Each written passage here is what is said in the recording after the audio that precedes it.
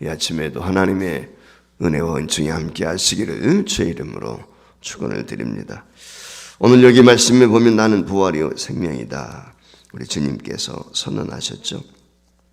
예수 잘 믿는 사람이라 할지라도 인생 살다 보면 고난이 있고 어려움이 있고 힘든 환경에 놓일 때가 있습니다. 예수 믿는다고 만사형통한 것은 아닙니다. 예수 믿는 사람에게도 병들 때 있고 사업이 망할 때도 있고 자녀가 속을 속일 때도 있고 크고 작은 문제에 직면할 수도 있는 것입니다. 오늘 여기 본문 말씀에 보면 나사로와 그의 가족이 당하는 인생의 문제를 우리가 발견하게 됩니다. 어떻게 보면 이 나사로의 가정에 이 나사로가 병이 들고 죽는 문제는 평범한 가정의 이야기와 똑같은 것입니다. 다르지 않습니다. 주님께서 오시면 나사로가 살 수 있을 텐데 주님이 늦게 오셨다라고 하는 푸념 아닌 푸념을 우리 마리아의 고백을 통해서 우리가 보게 되는데, 어쩌면 우리도 인생을 살다 보면 힘들고 어려울 때 예수 잘 믿고 열심히 봉사했는데 헌신했는데 이런 어려움이 오면 내가 이처럼 열심히 봉사하고 헌신했는데 왜 내게도 이런 고난이 오지? 라고 생각할 때가 있죠. 우리가 기억해야 될 것은 내가 예수 잘 믿는다고 고난이 그냥 통과하지 않습니다. 죽음이라고 하는 것이 우리에게 찾아오지 않는 것이 아닙니다. 예수 잘 믿는 사람에게도 병들 때가 있고 예수 믿는 사람에게도 죽음이 흑암이 우리에게 다가올 때가 있습니다.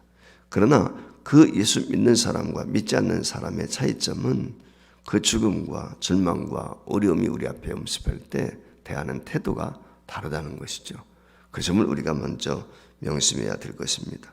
어쩌면 이 죽어가고 있는 나사로를 지켜보는 가족들, 자, 예수님한테 알렸단 말이죠.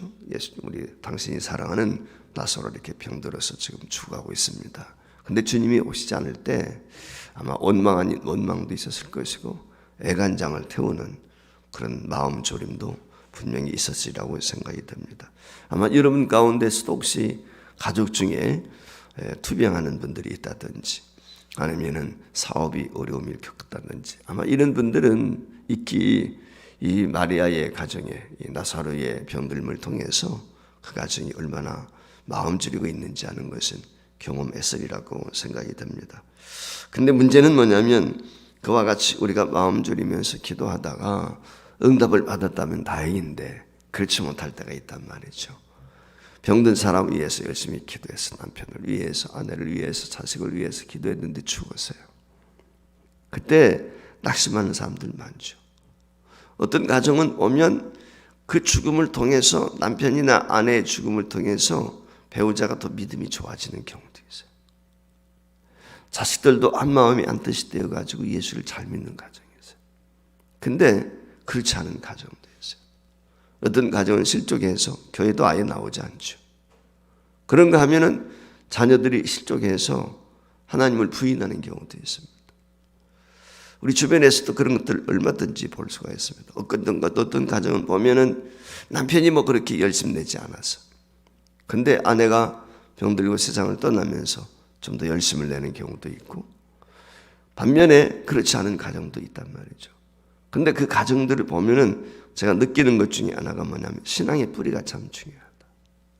어릴 때부터 예수를 믿었던 사람의 가정은 그런 어려움이 와도 신앙에 큰 변동이 없어요. 근데 되게 보면은 이제 중간에 신앙생활했던 가정들 가운데서는 그런 경우들을 종종 보게 됩니다.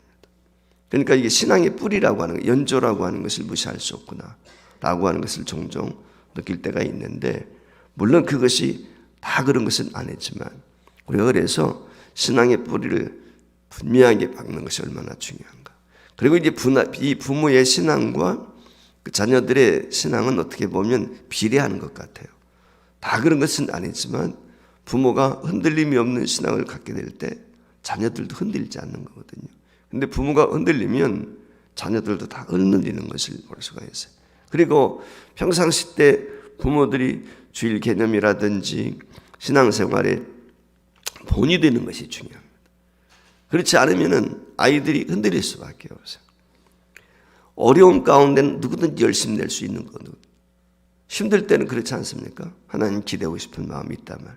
문제는 막상 그 문제가 해결되지 않았을 때 어떤 반응을 보이느냐, 그게 굉장히 중요한 것이거든요.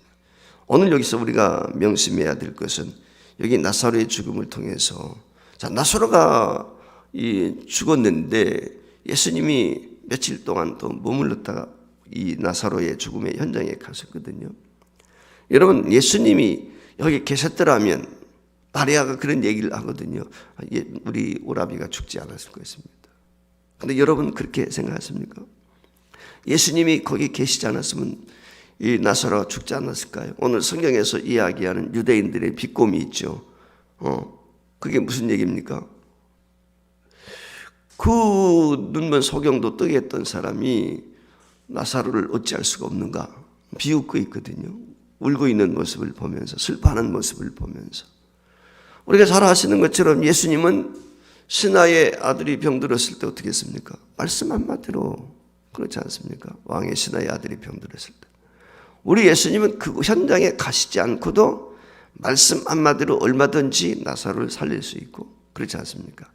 질병을 치료할 수 있는 분이시란 말이죠. 그런데 왜 예수님께서 오늘 나사로가 병들었다는 이야기를 듣고도 이틀씩이나 그 떨어진 곳에서 머물러 계시고 죽은 후에 나흘이 지나서 썩어서 냄새가 나는 현장에 가셨을까? 그 이유가 있죠. 늦게 오시는 이유, 그것은 다른 데 있는 게 아니죠. 예수님의 사역 때문에 그런 거예요. 예수님이 이를 위해서 왔다면, 그 예수님이 어떤 사역을 위해서 오셨습니까? 인간의 죽음의 문제를 해결하기 위해서. 예수님께서 질병, 죽음의 문제를 해결하기 위해서 이 땅에 오셨단 말이죠. 그래서 이 나사로의 죽음을 통해서 그것을 가르쳐 주는 거예요. 내가 이를 위해서 왔다. 예수님이 이 땅에 오신 목적이 뭐예요? 그것은 다른 데 있는 것이 아니라 하나님의 뜻을 이루기 위한 것입니다. 근본적으로 예수님이 십자가에 달려 죽으신 이유는 우리의 죄와 허물 때문에, 죄의 싹은 사망인데 죽음 마땅한 인간들을 구원하시기 위해서 주님이 이 땅에 오신 거거든요. 이 점을 우리가 명심을 해야 되는 것입니다. 그래서 나사로의 죽음을 예수님은 죽었다고 하지 않고 잔다, 그렇게 여기 말씀을 하거든요. 죽음과 잔다는 것은 전혀 다른 것 아니겠습니까? 나사로의 죽음을 죽음으로만 이해했던 사람들에게 나사로가 잔다, 이건 도저히 이해할 수 없는, 어떻게 보면, 그러나 오늘 이 말씀 속에서 알 수 있는 것처럼 나사로는 살아났단 말이죠. 오늘 여기 본문 21절 말씀에 보면 주님께서 여기 계시더라면 내 오라비가 죽지 아니하였겠나이다. 분명히 그렇게 이야기를 했거든요. 좀 전에 말씀을 드린 것처럼 나사로가 죽은 것은 예수님이 그곳에 계시지 않았기 때문이 아니라 눈먼 소경을 주님이 뜨게 했을 때 그것은 자신의 죄도 부모의 죄도 아닌 것처럼 하나님의 영광을 나타나기 위한 것처럼 오늘 나사로의 죽음도 마찬가지인 거예요. 하나님께서 하시는 일, 예수님이 어떤 분이신가, 그걸 드러내기 위한 거예요. 증거하기 위해. 그러니까 요한복음의 7가지 기적을 기록한 목적은 뭐냐? 예수님이 하나님이시다. 여기에 우리가 포커스를 맞춰야 돼. 그게 목적. 성경을 기록한 목적은 예수님을 전하기 위한 거예요. 예수가 누구냐? 신구약성경 66권이 우리에게 주장창 일괄되게 보여주는 건 뭐냐? 예수님은 하나님이시다 라고 하는 거예요. 여기에 포커스를 맞춰야 돼. 그래서 우리가 성경을 해석하게 될 때 구조학적인 관점에서 봐야 된다라고 하는 이야기가 바로 그런 것이에요. 그러니까 예수님에게 항상 포커스를 맞추는, 출애굽기를 하든 시편을 하든 어느 속에 있든 간에 그 속에는 예수가 계시되어 있는 거예요. 이 점을 우리가 이해를 해야 되는 거죠. 오늘 여기 분명 말씀에 보면은 24절이나 27절 말씀에 마르다와 예수님과의 대화 속에 보면은 마르다가 예수님 믿었어요. 무엇을? 부활을 믿었단 말이에요. 이후에 우리가 살아날 것을, 예수 부활을 분명히 믿었어요. 우리가 살 것을 믿었단 말이죠. 그러나 오늘 여기 그 부활이라고 하는 것은 이 마르다의 고백은 먼 미래에 대해 죽었다가 다시 살아나는 것을, 그것을 이야기했던 것이죠.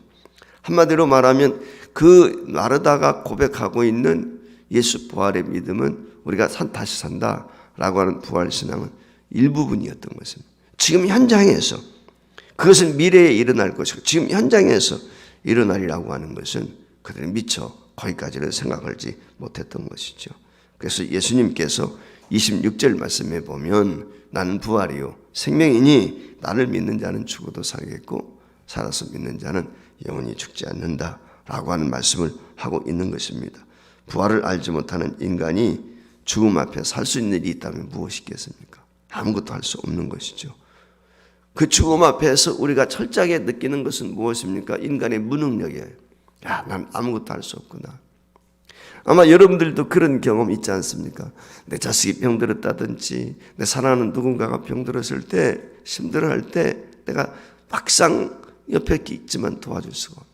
마음은 졸이고 있지만 이게 우리의 철저한 무능. 그러니까 죽음 앞에서 우리가 먼저 기억해야 될 것은 철저한 인간의 무능력을 기억해. 나는 아무것도 할 수 없구나. 두 번째 우리가 명심해야 될 것이죠. 죽음 앞에서 비참하다. 우리 인간의 죽음이 얼마나 비참한가, 얼마나 처절한가 이걸 알아야 돼요. 그러니까 이 죽음의 의미를 우리가 알아야 돼. 내 배우자가, 내 형제가, 내 부모가 죽었다는 그 자체만으로 슬픈 것이 아니라 인생이 이렇게 죽을 수밖에 없는 존재라고 하는 거예요. 이걸 통절해야 되는 거예요. 그게 왜 죽는 거예요? 죄 때문에 죽는 거예요. 허물 때문에 죽는 거예요. 우리는 이건 생각지 않는단 말이에요. 그냥 죽음 자체만 많은 것이지 왜 죽음이 왔는가? 이걸 우리가 깨닫는 게 중요한 것이죠. 그래서 우리가 가정에 이런 슬픔이나 어려움을 겪게 되었을 때 명심해야 될 것 중에 하나가 뭐냐? 우리 후손들에게도 우리 친척들에게도 왜 죽어야 되는지 인간이 이걸 우리가 밝히 이야기할 수 있어야 돼요. 이게 철저한 우리가 처절한 상태에 처해 있다는 이 사실. 그래서 우리가 자신의 죄로 말미암아 고통 가운데 죽어갈 수밖에 없다는 것을 우리가 인지해야 되는 것입니다. 그래서 누구든지 예수를 믿으면 영원한 생명이 바로 지금 주어진다는 것. 이걸 전하는 것이 굉장히 중요한 것입니다. 얼마 전에 한국의 지성이라고 했던 이어령 교수가 이 암에 걸렸지만은 치료받지를 않았지요. 치료받지 않고 하나님 앞에 맡겼어요. 전적으로 맡기고 그 고통과 아픔을 그대로 감수하면서 그냥 가셨어요. 연명 치료 안 된다. 본인이 그러시고 그리고 어쩌면은 그랬을 것 같아 본인이. 자기 사랑하는 딸 이민아 목사가 그 암으로 투병하다가 세상을 떠나게 됐는데 어쩌면은 그 죽은 딸에게 또 미안했겠지. 내가 치료받는 것이. 저는 충분히 그의 이해가 가요. 네. 내가 사랑하는 딸이 그 고통 가운데 암투병하다 세상을 떠났단 말이에요. 그러면 나 스스로 나도 그럴 것 같아. 나도 내가 암에 걸렸다면 나도 그 아픔을 고통을 그 딸의 고통을 내가 한번 경험해 보고 싶을 거예요. 왜냐하면 너무나 사랑했던 딸이고 그리고 그 딸 때문에 이어령 교수가 그 완악했던 마음이 녹아지고 예수를 믿게 되었단 말이죠. 그 사랑하는 딸이 결혼했는데 아픔이 있어요. 이혼의 아픔이. 그리고 아들이 낳았는데 얘가 이 문제가 있죠. 그 자식, 그러니까 손자죠. 그 문제가 있단 말이죠. 정신적인 문제를 가지고 자폐아였거든요. 그런 고통 가운데 이 미국에서 변호사였지 않습니까? 최고 학부를 나와서 미국에서 변호사 되는 게 얼마나 힘듭니까? 그런데 그 사랑하는 딸이 그렇게 성공했던 딸이 말이죠. 어느 날 이혼도 했죠. 아픔도 있지. 아이는 이와 같이 정신질환을 가지고 있지요. 근데 본인은 또 한참 이럴 나이에 이와 같이 암투병을 하면서 고통했을 그 사랑하는 딸 내가 대신해 줄 수 없잖아요. 근데 자신이 암에 걸렸을 때 나 좀 더 살겠다고 연명치 그건 할 수 없었을 것 같아요. 그러면서 고스란히 그것을 감내하고 결국은 1년여 투병생을 하다가 하나님의 부르심을 받았단 말이죠. 오늘 인간이 죽음 앞에서 어떤 마음의 자세를 가지고 있는가가 그 사람의 진짜 면목인 거예요. 그 진짜 신앙인의 모습인 거예요. 저는 그 죽음이 참으로 복이 있다. 다른 게 복이 있는 게 아니에요. 믿는 사람으로서 당당하게 그 모습을 보이고 신앙인의 모습이 어떠해야 되는지 그냥 뭐 이것저것 살려고 발버둥 이게 아니지 않습니까? 예. 우리가 죽음을 맞이할 때 그 자세가요 참 중요한 거예요. 어떤 자세로 맞이하는가? 두려워할 이유 하나도 없지 않습니까? 우리는 죽으면 천국 가는 건데 병드는 것도 없고 배부른 것도 없고 고통도 없는 그 하나님은 가장 우리가 사랑하는 이 세상에 누구보다도 사랑하는 주님 품에 안기는 것인데 그렇지 않습니까? 이 의식이 있으면 우리가 죽음에 대해서 두려워할 이유 하나도 없죠. 걱정할 이유가 없는 거예요. 어떤 마음을 가지고 있는가, 이게 중요한 거다. 무덤 앞에서 나사로야 나오라 주님이 말씀하시게 될 때 수건 동인 그대로 시신 싸가지고 장례 지날 때 그 모습 그대로 비록 썩어서 냄새나는 사람이었지만 순식간에 그의 몸이 다 살아난 거예요. 그래서 걸어 나오는 것이거든요. 예수님이 오신 이유가 그것 때문에 오셨단 말이에요. 십자가에 달려 죽으실 것입니다, 분명히. 그러나 그는 다시 살아나는 것입니다. 우리가 이 점을 꼭 명심해야 됩니다. 질병 때문만이 아니라 모든 사람은 죽음으로부터 두려움을 할 수밖에 없어요. 그러나 이 모든 것을 단 한 방에 무너뜨릴 수 있는 것이 바로 예수님의 능력인 줄 믿습니다. 우리가 고린도전서에 보면은 부활장이라고 흔히 이야기하는데 고린도전서 15장 52절 말씀에 보면 이런 내용의 말씀이 같이 한번 읽어볼까요? 나팔 소리가 나매 죽은 자들이 썩지 아니할 것으로 다시 살고 우리도 호련히 변한다. 할렐루야. 그렇습니다. 네. 저와 여러분 이 땅에서 언젠가는 죽어요. 죽음 두려워할 이유 하나도 없습니다. 제가 늘 말씀을 드리지만 올 때는 순서가 있는데 갈 때는 순서 없어요. 애통해야 될 것은 우리의 죄와 허물이에요. 죽음 자체가 아니라. 왜냐하면 죽음은 결과거든요. 원인이 있단 말이에요. 그게 뭐예요? 죄와 허물 때문에 죽는 거예요. 그러니까 우리가 이 점을 알고 통절하게 우리의 죄와 허물을 하나님 앞에 고백하는 것이죠. 그리고 살든지 죽든지 그냥 주님 앞에 맡기고 주님 뜻대로 주님이 기뻐하시면, 그렇지 않습니까? 저는 늘 그런 마음을 가지고 있어요. 사명자는 죽지 않는다. 이 땅에서 해야 할 일이 무엇이? 그러니까 저와 여러분이 늘 오늘 하루도 눈을 뜨면 내가 무엇을 위해서 살 것인가? 내가 어떤 존재로 살 것인가? 여기에 관심이 있어야 돼. 내가 잘 먹고 잘 놀고 이게 아니고, 야 코로나가 끝나면 이제 해외 여행도, 이게 아니지. 야 이제 코로나가 끝나면 우리 교회가 활성화되어져서 더 열심히 전도도 하고, 이런 비전과 꿈을 가져야 되는 거죠. 그게 중요한 거예요. 하나님은 그 중심을 보시는 거예요. 55절 말씀에 보면 6월절이 가까움에 많은 사람이 자기를 성결하게 여기에 6월절 전에 시골에서 예루살렘에 올라갔더라. 이게 뭐냐면 참 이 말씀을 보면서도 가슴이 아파요. 6월절을 성결 예식을 지키고 명절을 지키기 위해서, 이 6월절은 여러분 아시는 것처럼 애굽에서 자신들이 구원받은 날을 기념하기 위해서 가는 거거든요. 이 6월절 전에 성결케 하기 위해서 예루살렘을 찾아가는 이들의 대다수의 모습은 종교인에 불과한 거예요. 진짜 하나님을 믿는 믿음이 아니라 그저 예식에 참여하는. 오늘 우리도 교회 신앙생활을 하면서 종교인으로 대다수의 많은 사람들이 살고 있다는 것입니다. 이게 가슴이 아픈 거죠. 신앙인이 아닌 종교인의 모습. 진짜 예수 그리스도가 나의 주 나의 하나님 되심을 매일매일 고백하면서 신앙인으로 사는 것. 하나님이 원하시는 건 그거예요. 여러분 6월절 행사, 하나님을 예배하기 위해서 갔던 그들이 예수님을 십자가에 못 박여 죽이는 거예요. 얼마나 여기에 어폐가 있습니까? 하나님을 사랑한다는 사람이 하나님을 죽이는 거예요. 이게 신앙인의 불신앙. 오늘도 교회 안에 이런 사람이 많습니다. 예수를 믿는다고 하면서 예수님을 다시 죽이고 다시 십자가에 못 박는 행위가 우리 삶 속에 얼마나 많은지 알 수 없어요. 우리가 덕스럽지 못한 우리의 삶이 바로 이와 같다는 것을 기억하시고, 이 사순절 기간에는 저와 여러분이 우리 스스로를 돌아보면서 내가 어떤 신앙인으로 세워져야 되는지, 내가 무엇을 다시 한번 소명의식을 깨닫고 우리의 남은 생애를 주의 영광을 위해서 해야 되는지, 이게 굉장히 중요합니다. 제가 어제도 이제 서울에서 모임이 있기 때문에 매주 목요일 날은 제가 오전에 포회복귀에 끝이고 나서 오전부터 가야 되는데 제가 갈 수가 없으니까 오후에 가는 거예요. 근데 한 40명 목사님들 교육을 하는 그 연장에 한 장로님이 오셨어요. 근데 그 장로님을 소개하는 거예요. 이 장로님 때문에 이 모임이 진행이 됩니다. 이 장로님이 전적으로 후원한다는 거예요.